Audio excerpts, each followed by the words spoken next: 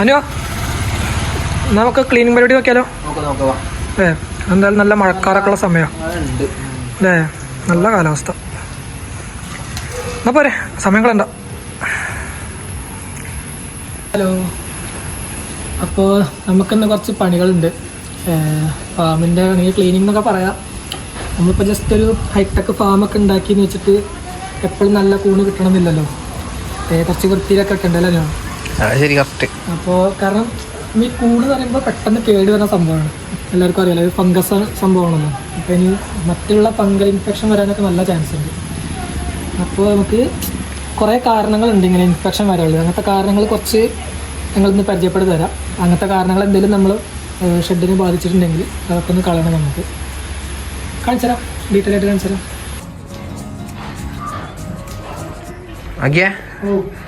അതെന്തൊക്കെയാ കാര്യങ്ങൾ പറയണം? അപ്പം നമുക്കേ ഞാൻ നേരത്തെ പറഞ്ഞ പോലെ നമുക്ക് ഫാം സെറ്റ് ചെയ്തിട്ട് കാര്യമല്ലോ.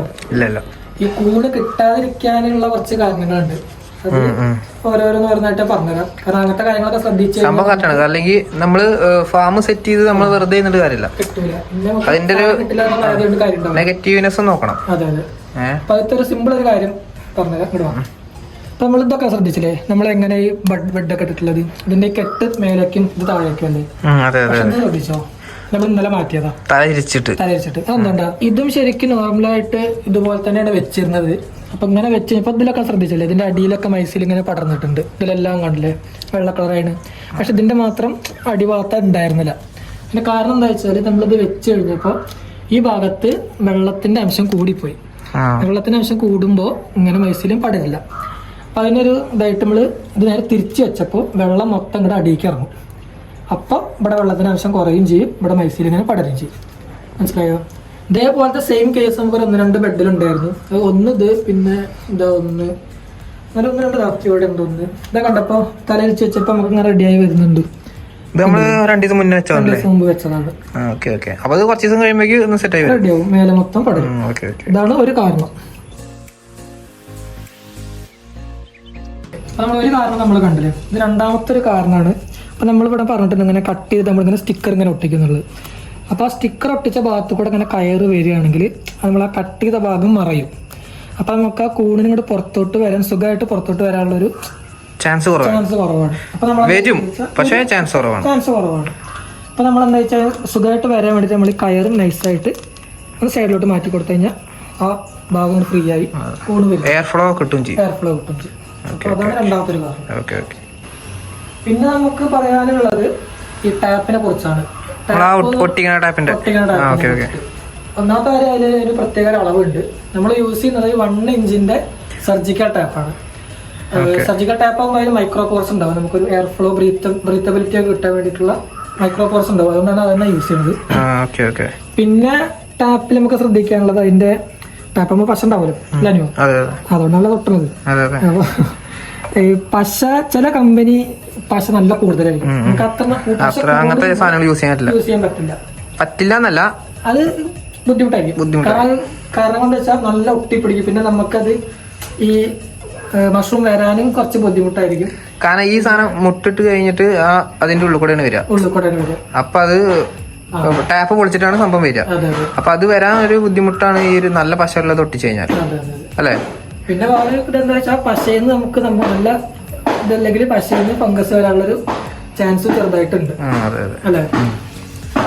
അതാണ് ടാപ്പിന്റെ ഒരു ബേസിക് സംഭവം.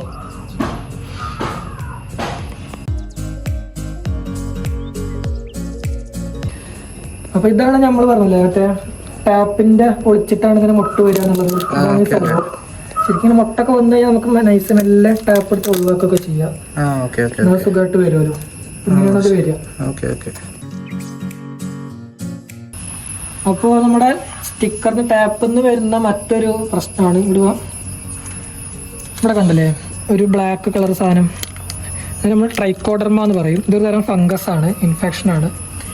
ഇതിങ്ങനെ നമ്മൾ ഈ സ്റ്റിക്കറിൻ്റെ പശ കാരണവും അല്ലാതെയും വരാൻ ചാൻസ് ഉണ്ട്. അപ്പോൾ ഇതിങ്ങനെ വന്നു കഴിഞ്ഞാൽ നമുക്ക് വേഗം തന്നെ പറിച്ച് കളയണം, അല്ലെങ്കിൽ അത് മറ്റുള്ള ബെഡുകളിലേക്കൊക്കെ പരക്കാൻ ചാൻസ് ഉണ്ട്.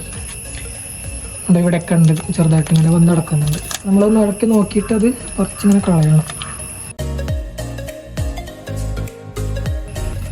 പിന്നെ നമുക്ക് ചെയ്യാൻ പറ്റുന്ന ഒരു കാര്യം എന്താ വെച്ചാൽ ഈ സ്റ്റിക്കറിന്റെ ആവശ്യം ശരിക്കും ഇങ്ങനെ മൈസീലിയം വരുന്നത് വരെ ഉള്ളൂ വിത്തിട്ടിട്ട്. നമുക്ക് മൈസീലിയം വന്നു കഴിഞ്ഞാൽ വേണമെങ്കിൽ ഇതിങ്ങനെ പറിച്ച് കളയാം, കാരണം വെച്ചിട്ട് വേറെ കാര്യങ്ങളൊന്നുമില്ല. അതായത് ഫുള്ള് വൈറ്റ് ആയി കഴിഞ്ഞാൽ 15 ദിവസം കഴിഞ്ഞാൽ ഏകദേശം 15 ദിവസം കഴിഞ്ഞാൽ നമുക്ക് ഇങ്ങനെ പറിച്ച് കളയാം. അതാവും കുറച്ചുകൂടി ബെറ്റർ.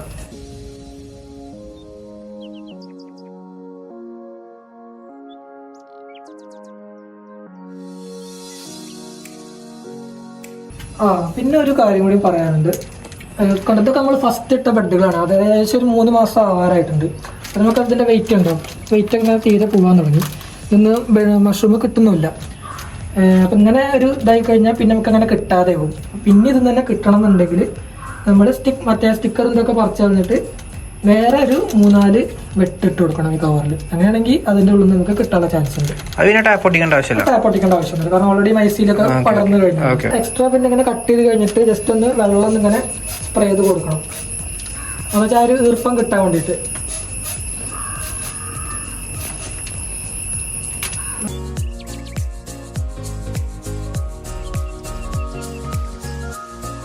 പിന്നെ നമുക്ക് ഈ ചൂട് കാലത്തൊക്കെ ഉണ്ടല്ലോ, കറണ്ടൊന്നും ഇല്ലാത്ത സമയത്ത് കുറച്ച് ചൂടുണ്ടാവുമല്ലോ ഈ ഷെഡിനകത്ത്. അപ്പോൾ നമ്മൾ മൊത്തത്തിലൊന്ന് ഇതേപോലെ ഒന്ന് സ്പ്രേ ചെയ്ത് കൊടുക്കുന്നത് നല്ലതായിരിക്കും, ഒരു ചൂടൊക്കെ ഒന്ന് കുറയ്ക്കാനും ഒരു ഈർപ്പം കിട്ടാനൊക്കെ വേണ്ടിയിട്ട്. അപ്പോൾ നമ്മൾ ഇത്രയും നേരം പറഞ്ഞത് ബെഡുകൾ എങ്ങനെ കേടുവരാതെ അല്ലെങ്കിൽ നല്ല രീതിയിൽ കൂണ് കിട്ടുന്നുള്ള കാര്യങ്ങളാണ് പറഞ്ഞത്. ഇനി നമുക്ക് ഷെഡിൻ്റെ കുറച്ച് കാര്യങ്ങൾ കൂടി ശ്രദ്ധിക്കാനുണ്ട്. അതിൽ മെയിനായിട്ടുള്ളൊരു കാര്യം എന്താ വെച്ചാൽ നമുക്കറിയാം അവിടെ ഒരു പാഡ് ഇരിക്കുന്നുണ്ടെന്ന് അറിയാം, വെള്ളം ഇങ്ങനെ സ്പ്രേ ചെയ്യാൻ വേണ്ടിയിട്ട്. അപ്പോൾ അത് കുറച്ച് കാലം യൂസ് ചെയ്ത് കഴിഞ്ഞാൽ അതിലൊരു പൂപ്പൽ പോലത്തെ സാധനം വരാൻ ചാൻസ് ഉണ്ട്. അപ്പോൾ അത് ഒഴിവാക്കാൻ വേണ്ടിയിട്ട് നമ്മൾ വേണ്ടേ പൊട്ടാസ്യം പെർമാംഗനേറ്റ് ആണ് സാധനം. ഇത് നമ്മൾ ആ സ്പ്രേ ചെയ്യുന്ന വെള്ളത്തിൽ ഒരു 5 ഗ്രാമോളം അല്ലേ, 5 ഗ്രാമോളം നമ്മൾ മിക്സ് ചെയ്ത് കൊടുക്കും. വീക്കിലി നമുക്കൊരു 2-3 പ്രാവശ്യം ഒരു 5 ഗ്രാമോളം ഏകദേശം എടുത്തിട്ട് നമ്മൾ വെള്ളത്തിൽ മിക്സ് ചെയ്ത് കൊടുത്താൽ മതി. ഞാൻ കാണിച്ചാൽ കാര്യം.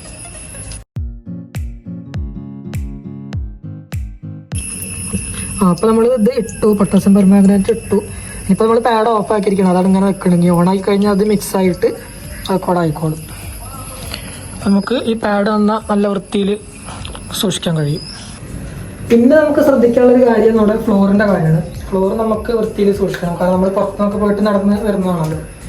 അപ്പോൾ ഫ്ലോർ നമുക്കൊരു 2-3 ആഴ്ച കൂടുമ്പോഴൊക്കെ കറക്റ്റായിട്ടൊന്ന് അടിച്ച് വാരി വൃത്തിയാക്കിയിട്ട് സെറ്റാക്കണം. അപ്പോൾ ഫ്ലോർ അടിച്ചു വരുമ്പോൾ നമ്മൾ ബെഡിലൊന്നും തട്ടരുത്. അങ്ങനെ തട്ടാതെ അടിച്ചു വരാൻ വേണ്ടിയിട്ട് നമ്മൾ ബെഡ് ഒരു ഹൈറ്റിൽ കെട്ടി വെച്ചേക്കുന്നത് കാണുമല്ലോ. നമ്മൾ അടിയൊക്കെ അടിച്ചു വരുമ്പോൾ സൂക്ഷിച്ചിട്ട് ബെഡിലൊന്നും തട്ടാതെ നല്ല വൃത്തിയിൽ അടിച്ചു കയറിയിട്ട് വൃത്തിയാക്കണം. അപ്പോൾ അടുത്തൊരു കാര്യം നമുക്ക് ശ്രദ്ധിക്കാനുള്ളത്, ഒരു എക്സോസ്റ്റ് ഫാൻ ഇവിടെ ഉണ്ട് നമുക്കറിയാമല്ലോ. അപ്പോൾ ഇതിൽ നമ്മുടെ ഈ മഷ്റൂമിൻ്റെ സ്പോർസ് വന്നിട്ട്, കാരണം അവിടെ നിന്ന് കാറ്റ് നമ്മൾ വലിച്ചെടുക്കണമല്ലോ, ആ സ്പോർസ് വന്നിട്ട് ഇതിൻ്റെ ലീഫുകളിൽ ഇങ്ങനെ അടിഞ്ഞു കൂടും. നമുക്കൊരു ദിവസം 1-2 മാസം കൂടുമ്പോൾ അതൊന്ന് ക്ലീൻ ചെയ്യുന്നത് നല്ലതായിരിക്കും. അതും കൂടി നമുക്കൊന്ന് ശ്രദ്ധിക്കാം. വേറെ എന്തെങ്കിലുമൊക്കെ പറയാനുണ്ടോ? അതോ ഇത്രയൊക്കെ തന്നെ ഉള്ളൂ അല്ലേ? നമുക്ക് ശ്രദ്ധിക്കേണ്ട കാര്യങ്ങൾ ബേസിക്കായിട്ട് മെയിനായിട്ട് ശ്രദ്ധിക്കേണ്ട കാര്യങ്ങൾ ഇത്രയൊക്കെ തന്നെ ഉള്ളൂ. പിന്നെ വൃത്തിയോടൊക്കെ ചെയ്യാൻ നോക്കുക, ചെയ്യുകയാണെങ്കിൽ ബെറ്റർ റിസൾട്ട് നമുക്ക് കിട്ടും. ഫാമിലൊന്നും കയറാതിരിക്കുക, ഔട്ട്സൈഡേഴ്സിനെ നമുക്ക് ഇങ്ങനെ അലോ ചെയ്യാതിരിക്കുക. ബെറ്റർ റിസൾട്ട് കിട്ടണമെങ്കിൽ നല്ല രീതിക്ക് മെയിൻറ്റെയിൻ ചെയ്ത് പോവാം.